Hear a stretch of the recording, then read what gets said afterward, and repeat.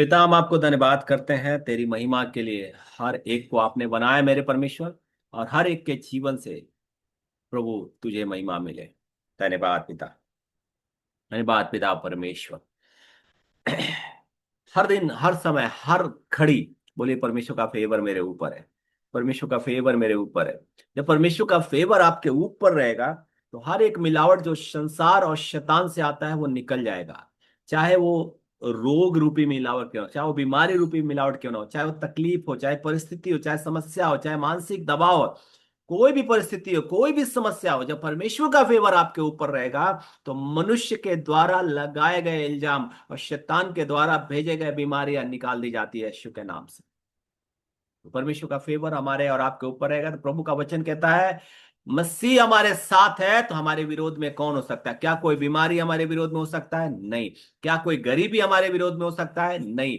जितना अच्छी तरीके से, जितना बढ़िया तरीके से आप नहीं बोलोगे, वो आपसे दूर भागेगा। आपसे दूर। वो भी आत्मा है, वो स्पिरिट के द्वारा भेजा गया है। बुरी आत्मा के द्वारा बीमारी, गरीबी, परेशानी, चिंता, डिप्रेशन भेजा जाता है। शैतान भेजता है, वो भी आत्मा है और सुनता है ना। आप क्या करोगे? आप बोलोगे कि मसीह मेरे साथ खड़ा है, मेरे विरोध में कोई बीमारी नहीं है, यीशु के नाम से निकल जा। वो उसको भागना पड़ेगा क्योंकि वो स्पिरिट है, वो सुनता है। क्या कोई परेशानी, कोई परिस्थिति, कोई समस्या, कोई अंधकार के कार्य आपके जीवन में काम कर सकता है? नहीं। बोलो नहीं, क्योंकि मसीह मेरे साथ खड़ा हुआ है। मसीह मेरे साथ खड़ा है। दीप्त सिस्टर, आपको आपके जीवन में परमेश्वर की कृपा, आपके बच्चों के जीवन में परमेश्वर की कृपा अद्भुत रीति से होगी, यीशु के नाम से, यीशु के नाम, Receive it. Amen. यीशु के नाम। Amen. Amen. Amen. मसीह मेरे साथ खड़ा है, मेरे विरोध में कोई नहीं आ सकता, कोई नहीं आ सकता। कौन सी ऐसी चिंता है जो आपको सदा रहे? किसी बात की चिंता मत कर। देखिए, प्रभु आपको कह रहे हैं किसी बात की चिंता मत कर, किसी बात की चिंता मत कर। मैन, आज प्रभु कुछ अलग बातों से हमें बताना चाहता है कि हम क्या करें।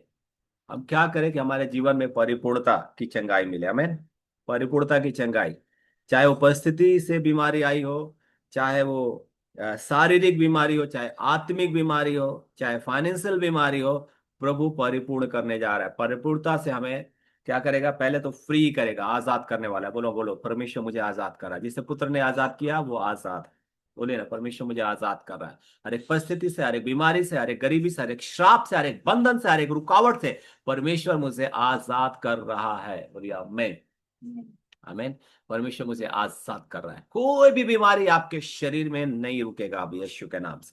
कोई भी बीमारी, कोई भी समस्या आपके शरीर में, आपके जीवन में नहीं रुकेगा, क्योंकि अब मसीह मेरे साथ है। मसीह का फेवर मेरे ऊपर है। मसीह का फेवर मेरे ऊपर है। एक वचन पढ़ेंगे, इफिसियंस 4:6-7।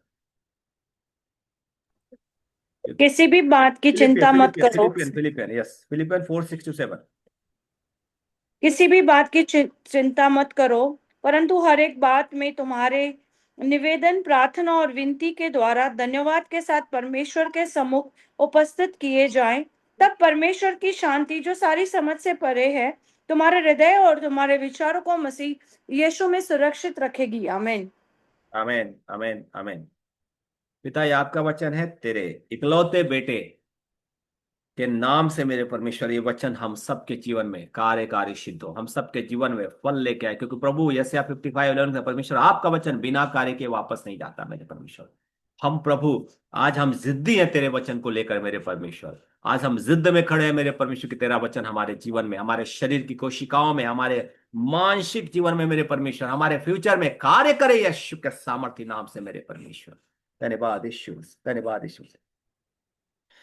किसी भी बात की अगर आपको चिंता, प्रभु का वचन कहता है फिलिपियन 4:6 और 7 में, किसी भी बात की चिंता मत करो। किसी भी बात की चिंता मत करो। मैं, चाहे वो आपके जीवन में चिंता का विषय क्या है, आज उससे सिर्फ, मैं आज आपको बोल रहा हूं, थोड़ी देर के लिए उसे याद कर दो। मैं हमेशा बोलता हूं ना, किसी बात, जो परिस्थिति है, जो चिंता है, और जो भी बात है, जो घबराहट है, जो जो भी समस्या है, उसे याद मत करो, उसे बोलो मत। लेकिन आज बोलता हूं, आज परमेश्वर का अभिषेक, पवित्र आत्मा का अभिषेक, आज के उपवास में पवित्र आत्मा का अभिषेक। आप जिस जगह पे बैठे हो, बोलो मैं जिस जगह पे बैठा हूं उसके चारों तरफ पवित्र आत्मा का अभिषेक है। और जहां पे पवित्र आत्मा का अभिषेक है, वहां परमेश्वर की आग और शीतलता दोनों रहती है, परमेश्वर की आग और शांति दोनों रहती है, आग और शांति दोनों रहती है। कि जो अशुद्ध आत्मा ने बीज बोए है, परमेश्वर का आग, ये पुराने 12:29 के अनुसार परमेश्वर का आग, भस्म करने वाली आग, उस परिस्थिति को, उस समस्या को, उस बीज को जो शैतान ने बोया उसे भस्म करेगा। और आज परमेश्वर की शांति हमें संभाल लेगा। बोलो आमीन। जिस भी दौर से गुजर रहे हो, जिस भी बात की चिंता है, परमेश्वर आज आपको आजाद करेगा। क्या करना है? कुछ चीजों को हमें करना पड़ेगा, अपने डेली के रूटीन में लाना पड़ेगा। मैं अपने आप को बदलना ही सबसे उत्तम मार्ग होता है। मैं कभी भी संसार को बदलने मत जाइए, कभी दूसरे को, अपने पड़ोसी को बदलने मत जाइए, अपने आप को बदल लीजिए। मैं प्रभु यीशु मसीह जब जमीन पे आया और लोगों को पहली शिक्षा क्या दिया था, कोई बताएगा? पहली शिक्षा परमेश्वर का क्या था? सबसे पावरफुल मन शिक्षा। फिराओ, मन फिराओ। मन फिराओ। मन फिराओ। प्रभु ये नहीं बोलता मैं तेरे मन को फिराने जा रहा हूं। अगर जो प्रभु बोलता कि मैं तेरे मन को फिराने जा रहा हूं, तो यहाँ पे जबरदस्ती का मामला हो जाता है। परमेश्वर, ये हमारे ऊपर स्वयं की इच्छा है। परमेश्वर कहता है अपने मन को फिराओ, चेंज योर सेल्फ। है ना? बहुत सारे लोग बोलते हैं कि मेरी बहन बहुत झगड़ालू है, कुछ प्रार्थना करो कि उसका मन बदल जाए, वो बदल जाए। नहीं नहीं नहीं नहीं नहीं, अपने आप को बदल लो। हाँ, मेरा पति बहुत झगड़ालू है, मेरी पत्नी बहुत झगड़ालू है, मेरी सास बहुत झगड़ालू है। खासतौर से ये वाला मुद्दा ज्यादा आता है, मेरी सास बहुत झगड़ालू है, मेरी बहुत बहू बहुत झगड़ालू है। तो आपको, और अच्छी बात है, दो एक सास बहू सामने बैठे हुए हैं। प्रभु इन्हें आशीष कर रहा है, इनकी मनोरथों को परमेश्वर पूरा कर, परमेश्वर का फेवर इनके ऊपर आ रहा है यीशु के नाम से। परमेश्वर का फेवर, मसीह आपके साथ है, आपके विरोध में कोई नहीं उठ सकता। यीशु के नाम से मैं घोषित करता हूं, यीशु के नाम से। मैं तो नॉर्मली क्या होता है, मसीह का फेवर आपके जीवन में चाहिए। बोलिए आमीन। किसी भी बात की चिंता मत करो, फिलिपियन 4:6-7 में प्रभु का वचन कहता है, किसी भी बात की चिंता मत करो, परंतु हर एक बात में तुम्हारे निवेदन, प्रार्थना और विनती के द्वारा धन्यवाद के साथ परमेश्वर के सम्मुख उपस्थित किया जाए।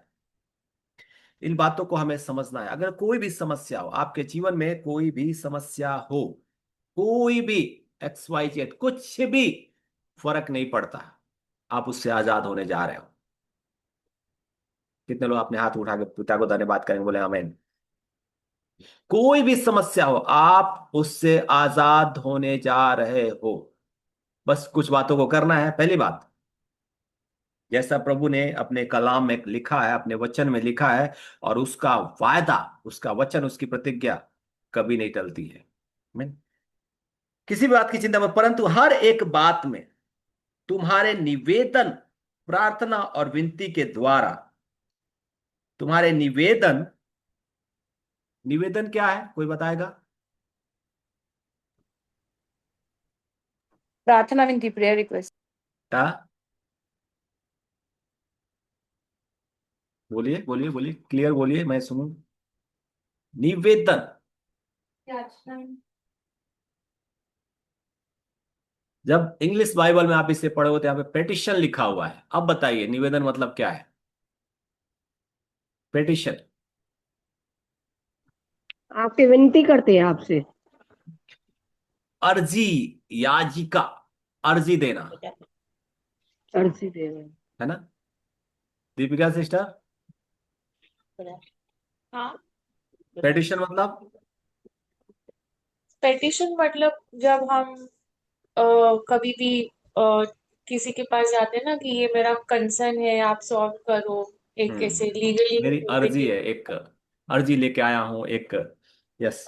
तो यहाँ पे प्रभु बहुत क्लियर रूप से आपको समझा रहा है। ये बात सिर्फ समझ जाओ, बाइबल से ये बात अगर जो आपने समझ लिया, समस्या आपको समझ नहीं पाएगा, बीमारी आपको समझ नहीं पाएगा। बोला भाई, बीमारी बोलेगा, खुद बोलेगा भाई ये शरीर को मैं समझ नहीं पा रहा हूं, कैसे काम करूं। परिस्थिति बोलेगा ये शरीर को मैं समझ नहीं पा रहा हूं, कैसे काम करूं। समस्या बोलेगा ये शरीर को मैं समझ नहीं पा रहा हूं, कैसे काम करूं। और हम भी यही चाहते हैं कि कोई अंधकार की युक्ति योजना शैतान समझ ना पाए कि मेरे जीवन में कैसे काम करे। भागना पड़ेगा, हमें भागना पड़ेगा। कैसे? सिर्फ इस वचन के माध्यम से। समझिए इस बात को किसी भी बात की चिंता मत करो। अब यहां पे प्रभु बोलता है कि सारी चीजों का सोल्यूशन मैं एक बार में तुमको दे रहा हूं, सारी चीजों का। आपको फाइनेंशियल प्रॉब्लम है, फाइनेंशियल ग्रोथ चाहिए, ये वचन आपको दिलाएगा। बीमारी से छुटकारा, चंगाई चाहिए, ये वचन आपको दिलाएगा। ज्ञान और बुद्धि चाहिए, ये वचन आपको दिलाएगा। शांति चाहिए जीवन में, ये वचन आपको दिलाएगा। आशीष, उन्नति, बरकत, या कौन सी मनोरथ है आपको जो आपको चाहिए, प्रभु कहता है किसी भी बात के लिए, किसी भी बात की चिंता मत करो। मतलब हर एक बात के लिए जो आप चाहते हो कि आपके जीवन में हो, परमेश्वर कहता है आओ मैं तुम्हें देने के लिए तैयार हूं। पहली बात, कैसे करना है? जो भी आपकी बात है, जो भी आपका अर्जी है, निवेदन है, जो भी आपका पेटिशन है, पेटिशन दाखिल किया जाता है कि भाई मेरी ये अर्जी है, मुझे ये चाहिए। नॉर्मली ये वर्ड कहाँ पे यूज होता है? कोर्ट में यूज होता है ना? तो यहां पे प्रभु कह रहा है, देखिए, नो, पेटिशन वर्ड कोर्ट में यूज होता है। अब आपको भी एक कोर्ट में दाखिला देना है और एक अच्छा वकील बनना है। आपको बनने के लिए तैयार हो जाइए, एडवोकेट आपको बनना पड़ेगा। परंतु हर एक बात में, हर एक बात मतलब जो भी आपकी अर्जी है, जो भी आपका पेटिशन है, हर एक बात में तुम्हारे निवेदन, अर्थात आपका पेटिशन, आपकी अर्जी प्रार्थना और विनती के द्वारा कैसे प्रस्तुत किए जाए? प्रार्थना और विनती के द्वारा। प्रार्थना और विनती के द्वारा, दो बातें अलग अलग हैं। प्रार्थना, पहली बात प्रार्थना, दूसरी बात विनती। नॉर्मली सुनने में यही मालूम चलता है विनती वही तो है, प्रार्थना वही तो है, बिल्कुल अलग है। प्रार्थना अलग है, विनती अलग है। मैं बार बार आप लोगों को बता चुका हूं, आराधना में जब आप बैठते हो, जब भी आप आराधना में बैठो, आपको ये फील करना है, वरन अपने बॉडीज को, अपने शरीर के सारे अंगों को क्या करना है? ऐसा महसूस कराना है कि आप संसार से डिस्कनेक्ट हो चुके हैं। आराधना में आपको ऐसा, आप संसार से डिस्कनेक्ट होके परमेश्वर की छाया में बैठे हो, परमेश्वर की उपस्थिति में बैठे हो। प्रार्थना क्या होता है? प्रार्थना में आप अपने स्वार्थ के लिए कोई वचन नहीं ले सकते। प्रार्थना परमेश्वर की उपस्थिति में आके अपनी समस्याओं को, एक्चुअली बहुत सारे लोग होते हैं, मेरा बीमारी गया कि नहीं, मेरी परेशानी, आपने बोलने में ही गड़बड़ कर दिया। बहुत सारे लोग नहीं, 99.99% यही लोग बोलते हैं यार मेरा बुखार नहीं जा रहा है, यार मेरी बीमारी नहीं जा रही है, यार मेरा परेशानी नहीं जा रहा है, यार मेरी समस्या नहीं जा रहा है। भाई साहब कैसे जाएगा? आपकी बोली में इतना प्यार है, उस परेशानी को लेकर, उस समस्या को लेकर, उस परिस्थिति को लेकर, उस गरीबी को लेकर, उस बीमारी को, उस बुखार को लेकर आपकी जुबान में इतनी सामर्थ है, इतना प्यार है कि आप उसे जाने नहीं देते। जरा आप अपने अपने किसी से आप बात करते हो, रिकॉर्डिंग करके सुनिएगा। आपने क्या कहा? यार मेरा समस्या नहीं जा रहा है। आपने सबसे पहले उस समस्या को मेरा कहा, अपना कहा। इतना अपनापन उस समस्या पाएगा तो काहे लिए छोड़ के जाएगा? मेरा, ध्यान दीजिए, एक शब्द में कितनी गलत काम करते। एक शब्द में आप अंगीकार करते हो कि ना हम खुद के, ना दुनिया के, हम तो हैं यीशु मसीह के। आप अपने आप को कहते हो कि मैं यीशु मसीह का हूं, मैं परमेश्वर का हूं, मैं परमेश्वर का वारिस हूं, मैं परमेश्वर की संतान हूं, मैं परमेश्वर की निज प्रजा हूं, मैं परमेश्वर के धर्मी लोग हूं। अगर आप परमेश्वर की, परमेश्वर मेरा प्रोवाइडर है, यहोवा ईरे है, वो मेरा प्रोवाइडर परमेश्वर है। जब आप इतना सब कुछ कह रहे हो और फिर कह रहा हूं यार मेरा बुखार नहीं जा रहा, मेरी परेशानी नहीं जा रही, मेरी समस्या नहीं जा रही, मेरी बीमारी नहीं जा रही है, मेरा धन दौलत वाली समस्या नहीं जा रही, मेरा प्रमोशन नहीं आ रहा, मेरा बिजनेस नहीं बढ़ रहा, क्यों?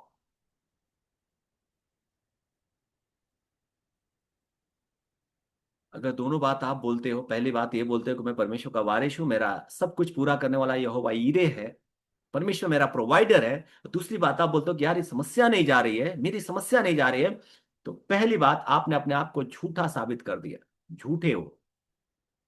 और आप झूठे हो तो झूठ का पिता कौन होता है बाइबल के अनुसार? सेटन। डेविल, शैतान। झूठ का पिता शैतान होता है। तो आप यार क्यों गड़बड़ी कर दिए यार, इतना प्रार्थना करते हो, इतनी आराधना करते हो, इतने वचन को घोषित करते हो, इतना बढ़िया से सिखाते हो लोगों को, इतना बढ़िया समझाते हो लोगों को, दुनिया में बोलते रहते हो मैं मसीह का हूं, आप हो सच में मसीह का, लेकिन आपकी गलती नहीं है, चालाक ने चालाकी दिखा दिया, थोड़े से शब्दों के द्वारा आपको गुमराह कर दिया। एक जगह आपसे प्रभु की आत्मा बुलवा रहा है कि तुम प्रभु के हो, परमेश्वर यहोवा ईरे, स्वर्ग तुम्हारा प्रोवाइडर है, और एक जगह थोड़ा सा तकलीफ होया, यार मेरे घुटने का दर्द नहीं जा रहा है,